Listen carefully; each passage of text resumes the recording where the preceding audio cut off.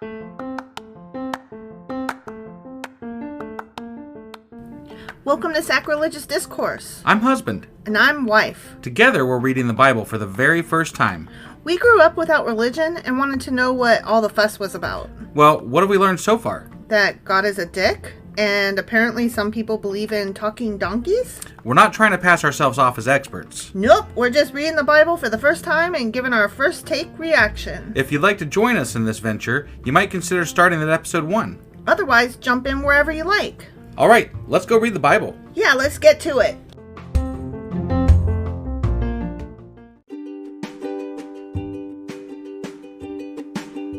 Hey wife, did you know that Anchor is sponsoring our show? Really? Don't we use Anchor to distribute our podcast on Spotify and Apple Podcasts? Yeah, and we are on just about every other platform available as well, thanks to them. Why do we use Anchor as our podcasting service? Well, they make editing and distributing our show a breeze. What if one of our listeners wants to start their own podcast? Then they should head over to anchor.fm or download the app to get started. Awesome! You guys should go do that right now!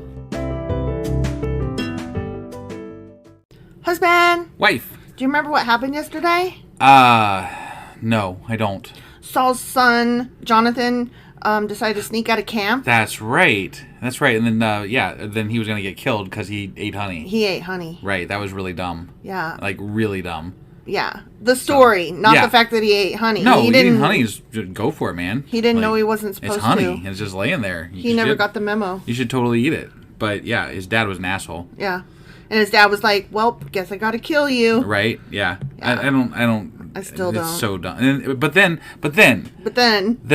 They literally went against God. By eating meat that still had blood in it. Yeah, but I mean, like, not just that. They went against God by, he broke his, Samuel? Wait, no. Who? Saul broke his vow to God to not kill his son, Jonathan, because the people rose up and said, don't kill him, which was against God's will because it was a vow to God. Yeah. So the people rose up against God as well. Right. And what did God do? Nothing. Not a goddamn thing. Which, I mean, if God is a logical being, and we know him not to be. Right. But if he's, an empathetic, logical being, he would realize, okay, you're a fucking fuckwit. Sure, but the way they present him is that you have to hold to the right. The whatever. Yeah. The construct of what he's God created for. God may step in at the last minute and say, nah, that's okay. Right. But it's up to God. Yeah. Yeah. So, but even then, they've said that God does not change his mind, which he does. He does. Like, all the fucking time. All the fucking time. Clearly. So, whatever. In this case, he did. Yeah. No, I mean, it happens all the time. Yeah. So, whatever. And anyway, what are we doing today? Because I'm going to go off on a tangent here. I'll talk for an hour on this. And we already did that. Yeah, I know. Yeah. Because Saul is stupid and Samuel is stupid. Everybody's stupid. Right. Definitely. So, hate them all. Okay, so that was 1 Samuel chapter 14. Today we are doing 1 Samuel chapter 15. All right, let's go do this. Okay.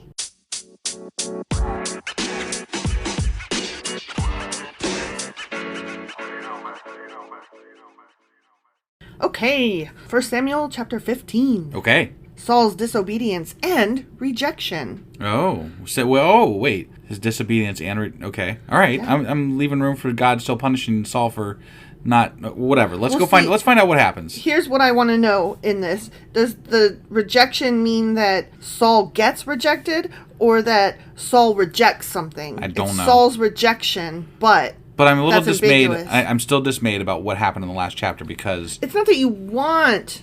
No, but consistency, damn it. Consistency. Yeah. I mean, consistency. It's not consistent. It's ever. Not. I'm sorry. No, I mean, nothing to be sorry about. It's the fucking Bible. It's dumb. It is. Yeah. It is. So somehow, because I'm reading it, I'm delivering it, so I feel responsible. Yeah. One day, Samuel said to Saul, "It was the Lord who told me to anoint you as king of his people, Israel. Now listen to this message from the Lord." Samuel's always going on about the messages from the Lord, and then in the next paragraph, nothing. Yeah, well, and he was wrong the last time. Mm-hmm. That was another thing. He was wrong the last time, and he should be dead too, so whatever. He should be stoned. Yeah. "This is what the Lord of Heaven's armies has declared. I have decided to settle accounts with the nation of Amalek," the Amalekites, Yeah. "for opposing Israel when they came from Egypt.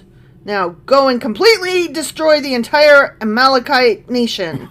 which, they were supposed to have done like hundreds of years ago when they first came in. Sure. Men, women, children, babies, cattle, sheep, goats, camels, and donkeys. Yeah, just kill them all. Kill them all. Right. Saul seems kind of reasonable, though, so I wonder if he's going to, like, buck the system here. I mean, you know what I mean? Like, Saul's kind of like, I don't know, man. No, Saul was going to kill his own kid. Well, yeah, but I mean, yeah, okay. So he's not that reasonable. No. All right. He's stupid. They're all stupid. Fair enough. And I have a really hard time with the go kill children and babies right now. Right, yeah. Bad timing. It really is. It's never good timing to read that. Never. Yeah. So Saul mobilized his army at Telaim. There were 200,000 soldiers from Israel and 10,000 men from Judah.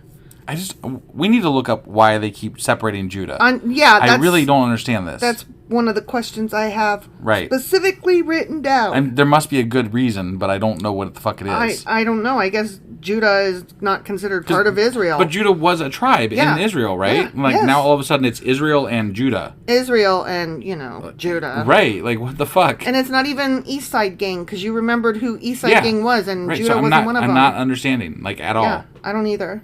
Then Saul and his army went to a town of the Amalekites and lay in wait in the valley.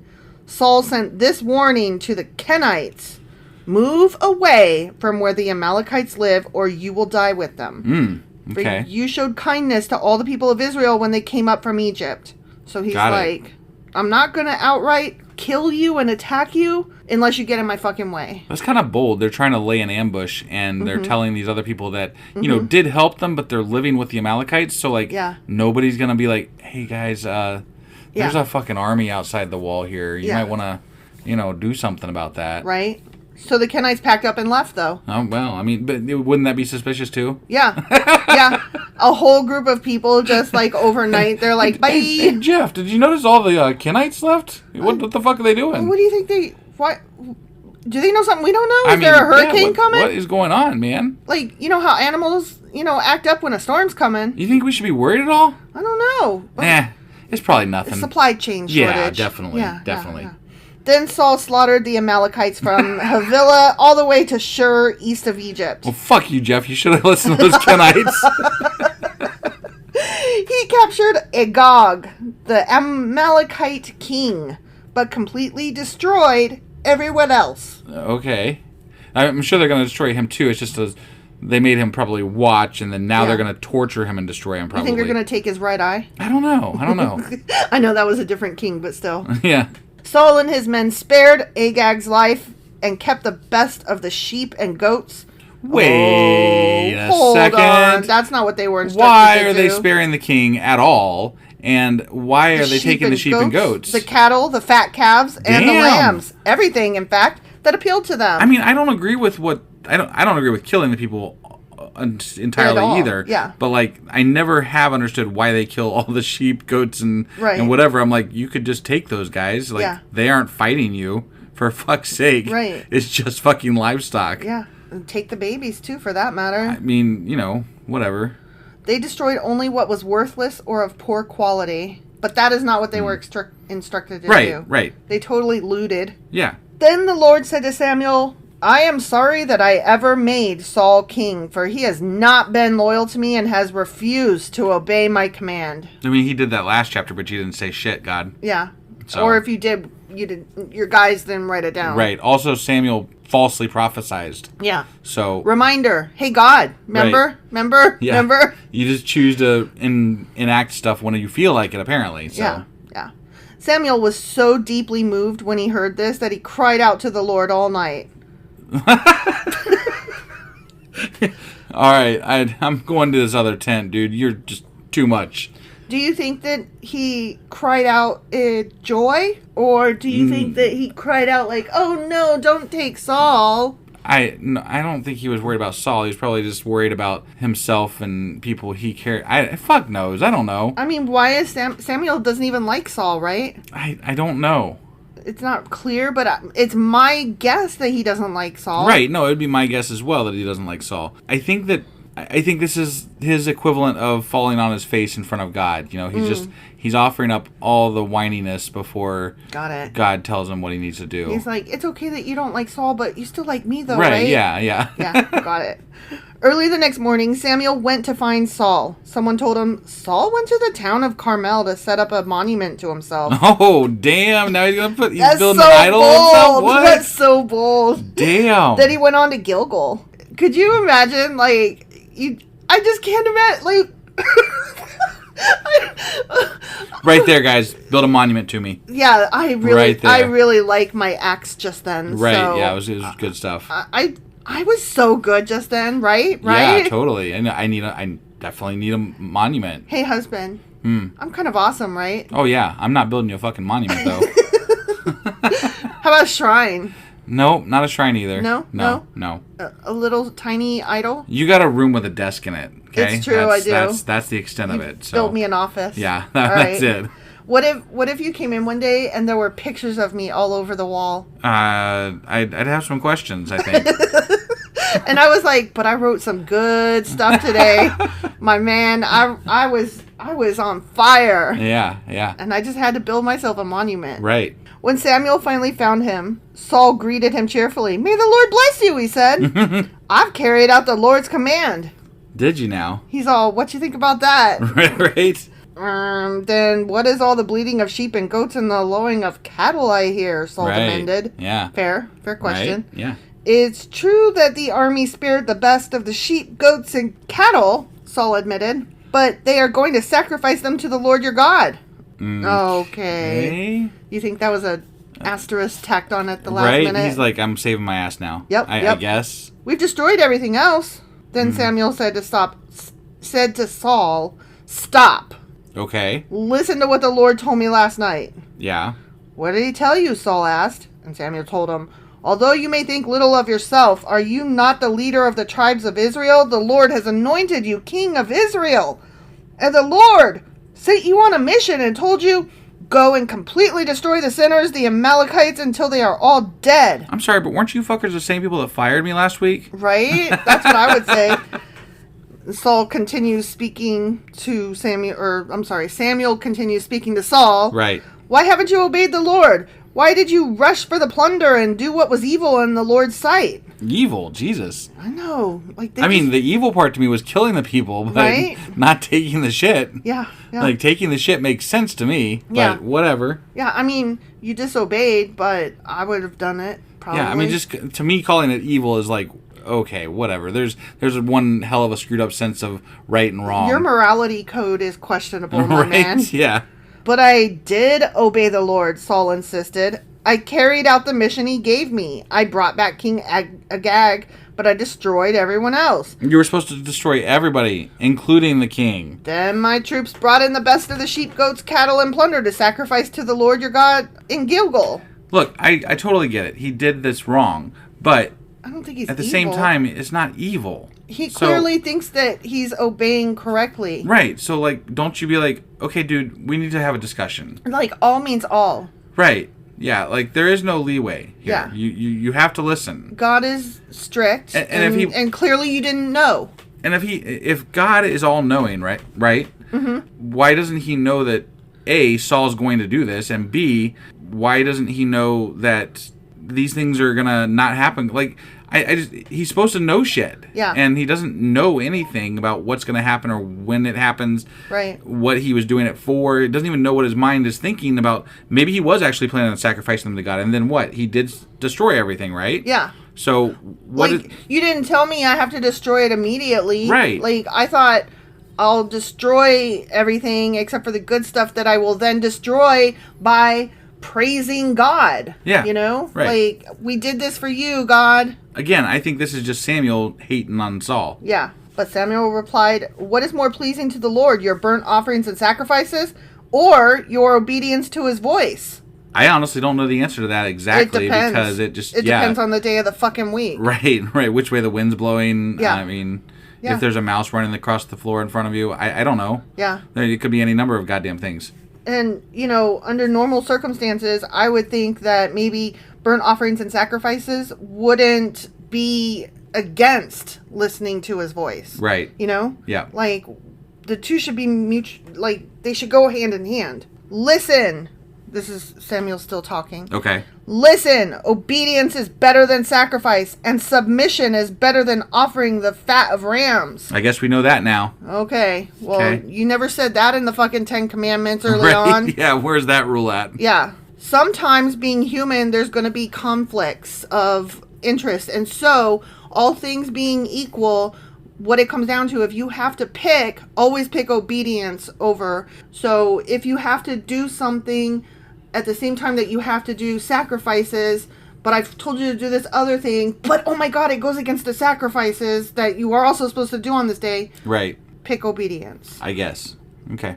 I mean, whatever. Who knew? Right. I didn't know. I think this is really difficult to say because they've been through some really shitty leadership. Yeah. And like they're just like this. The rules weren't clear. Right. And the rules haven't been clear for a long goddamn time. The beginning. Right. But like maybe the most clear they were was right around the time of when Moses died. Right. Yeah. They had spelled them all out through Leviticus and singing them again. Whatever. And Joshua's singing them again. Right. And blah blah blah. Yeah, so I mean, like that they'd spelled everything out at that point. Mm-hmm. They still fucked up at that point, and now we've got hundreds of years down the road, like you said, and of course they're fucking up. They haven't had good leadership. They don't know what the fucking rules are exactly. God hasn't been in touch. Yeah, God's MIA, man. So like, what the fuck? Some of these guys are just doing the best they fucking can. Yeah.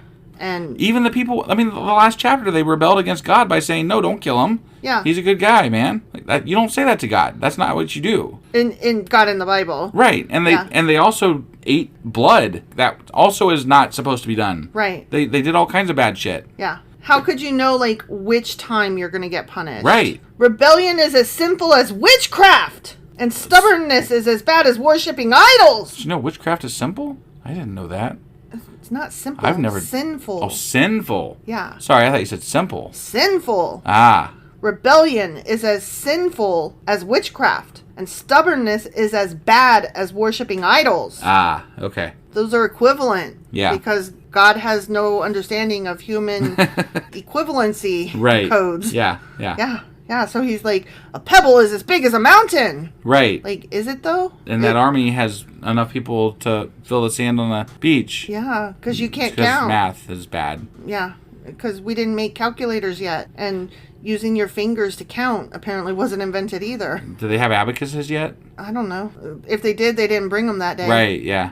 So because you have rejected the command of the Lord, he has rejected you as king. I mean, if you were Saul, wouldn't you be like, yeah, I heard that story already. Right. Remember I was fired? Whatevs. Then Saul admitted to Samuel, yes, I have sinned. I have disobeyed your instructions and the Lord's command, for I was afraid of the people and did what they demanded. Okay, now Saul's back. Saul is being weaselly now, instead of just like... Yeah, you should have stuck to your guns if you're going to stick to your guns. Yeah. So... If you are going to say something like what you said, you need to suddenly believe it with all your heart if you didn't already. Right. Because but I don't really understand what kind of power Samuel has at this point, though. I don't either. Because it doesn't seem like he has a lot of power. He's in touch with God. He's a prophet. but still. What? Other than the God shit, I don't understand what power he has. And the God shit is it. Right. That's it. I get it, okay? He's got the ephod. Oh, Jesus Christ. But now... continues Saul. Yeah. Please forgive my sin and come back with me so I may worship the Lord. Okay. But Samuel replied, I will not go back with you. Since you have rejected the Lord's command, he has rejected you as king of Israel. And Saul's like, yeah, you literally just said that, bro. Yeah. And so I'm saying... and now? Yeah. Like, what's up, man? I'm fired. Yes, I know. Heard that story. Okay, next. Right. Yeah. As Samuel turned to go, Saul tried to hold him back and tore the hem of his robe. And Samuel said to him, the Lord has torn the kingdom of Israel from you today and has given it to someone else, one who is better than you. And he who is the glory of Israel will not lie, nor will he change his mind, for he is not human that he should change his mind. Well, if he's not human, is he a fucking goat? No, we're just talking about God. God's going to be the new leader. Oh my God. Oh my God. Then why wasn't he already there already? Right. He on purpose left these fuckers to flounder. Right. And then he's like, never mind, I'll let's just do be it honest, myself. he already did change his mind. Yeah. So you already lied there. Yeah. But okay, whatever. Okay. Then Saul pleaded again, I know I have sinned, but please at least honor me before the elders of my people and before Israel by coming back with me so that I may worship the Lord your God. Okay. So he's basically like, pleading. Yeah, like, don't leave me out in the dirt. Right. Jesus. So Samuel finally agreed and went back with him, and Saul worshipped the Lord. So let me get this right. Samuel changed his mind? Right. Which would indicate that God changed his mind. Right. Because this is a decree from God, right? Yeah. At least I'm assuming. Yeah. Then Samuel said, bring King Agag to me. Agag arrived full of hope, for he thought, surely the worst is over and I've been spared. Nope, you're going to die, buddy. I'm pretty sure he's about to die. Yeah. But Samuel said, as your sword has killed the sons of many mothers, now your mothers will be childless. And Samuel cut Agag to pieces before the Lord at Gilgal. Jesus. Because they love cutting things into pieces. Have you noticed that? Yeah, they do. They are nasty fucks. Right, yeah. They either rape people or they cut them into pieces. Yeah. That's all they're good for. Right. Then Samuel went home to Ramah, and Saul returned to his house at Gibeah of Saul. So that would be like wife went home to house of wife. Yeah, sure. I mean, what? Samuel never went to meet with Saul again. That'll show him. Oh, yeah. But he mourned constantly for him. Mourned? What is he mourning exactly? That he's not king? He's not king. And he's still alive, right? Like, they didn't kill Saul. Yeah, but he's not in God's favor anymore. And that's sad. But he's still alive, right? He's still alive, yeah. And the Lord was sorry he had ever made Saul king of Israel. The Lord was sorry, huh? Yeah. He was sorry he'd ever done that. The end. So, again, God didn't know that this guy was going to fail. Apparently. The guy that he put in charge of all of his people, he didn't know he was going to fail. He has regrets that he did this thing. I've said this before, but I don't see the powerfulness of God. I don't see this omniscient being as being anything other than petty and really just dumb. Narcissistic, dumb, easily swayed. Right, yeah. I don't get it. A micromanager or completely absent. Yeah. Like, completely man-like, if I'm being honest. Sure, yeah. Because men are like that, generally be honest, speaking. that's who it was. Yeah. The image is after a man, so, like, that is exactly what it is. I know. We built God as... God is us. God is a man, so... Right. That is exactly what he is. The whole thing, though, just makes me really frustrated because reading the Bible, you're supposed to, like, read the Bible and open your heart and you're going to see and the Lord's going to change you. And I'm like, but how, though? Yeah. Where's the magical, happy, pretty bit where he changes my heart? Well, that's what everybody says. It's when you get to the, New Testament shit. But if I've gone this far and it hasn't already happened... Right. I have zero incentive. If I'm not doing this podcast, I have zero incentive to be like, maybe next chapter. Right. Maybe next chapter. Maybe next chapter. Maybe next chapter. Yeah. No. No. I don't think... You can't wash away all of this shit. No. With the New Testament. You just can't. No. You are still God. God is God. Jesus is God. God is Jesus. Whatever the fuck the situation is, they're one and the same, or three of the same, or three of the like, right. or whatever. I don't fucking care. Right. But there's still an asshole up there that did all this shit, one way or the other. Well, and I don't like you. Think of this too. We're 9 books in? We've already seen. I think we're on our 3rd iteration of what God is. You know? Yeah. No. It's rewritten every goddamn chapter almost. He's a new guy. By this average, it's every 3 chapters. There's a new God. Right. And Yahweh's different. Yeah, he's either more lenient this time or more vindictive that time, or he makes up a new rule here or not there. Or I just can't keep track of where he's at all the time anymore. I'm not with you. I don't really care, but I'm not with you, man. I'm not either. Like I'm not convinced. It's like the boss that just makes shit up as a rule just because they want it that day. Like, well, you're not supposed to file that there, and I'm going to write you up for it. And I'm like, wait, what? Yeah. What do you mean? Or like, I really like when I worked for a small privately owned company. There was a staff of 5, 2 of which were the fucking co-owners of the company, right? Yeah. And so I go in and I'm like, do we get this holiday off? And it was a federal holiday. And she goes, I'll have to check the handbook. Yeah. And I'm thinking, Why do you have... You're the boss. You get to Not fucking just the decide. boss, you're the fucking owner. You're the owner. You're the owner of the company. Right. You and your husband could be like, yeah, we're closed Friday. Right. Or, yeah, we're taking this holiday out. You got to consult your fucking hand. You just didn't want to say yes or no on the spot, but you couldn't say, let me talk to my husband and find out what we plan to do. Right. And so every year, like Black Friday was always a thing because I had to know, like, if you guys are open normally on this day, then I need to take a vacation day. But if you're closed, then it's just a paid holiday. Yeah. So, but every year, like, it went back and forth. Every year they couldn't decide if they were normally open, and so they had to charge me a vacation day. And I'm just like, y'all are fucks. Right. You own this company. Yeah. There's 5 people. Yep. Why? Just make that's a decision. God. Yeah. Just say, here's how we're doing this year, and I'm not sure it'll always be like this. Right. We're gonna just be honest about it, or whatever. Just tell us. But don't hide behind policy. You are the policy, bitch. Right. Makes no fucking sense. Yep. Okay. Yeah, I think we've ranted on enough about work. God is a bad manager. Yeah, that's all I'm saying. That is true. All right, so that was Samuel, or 1 Samuel chapter 15. Samuel chapter 15. And tomorrow we're doing our Q&A, correct? Yes. Okay. Yes. And then on Sunday we'll do our weekly replay. And then Monday we'll be back with 1 Samuel chapter 16. All right, we will see you guys tomorrow for our Q&A. Bye.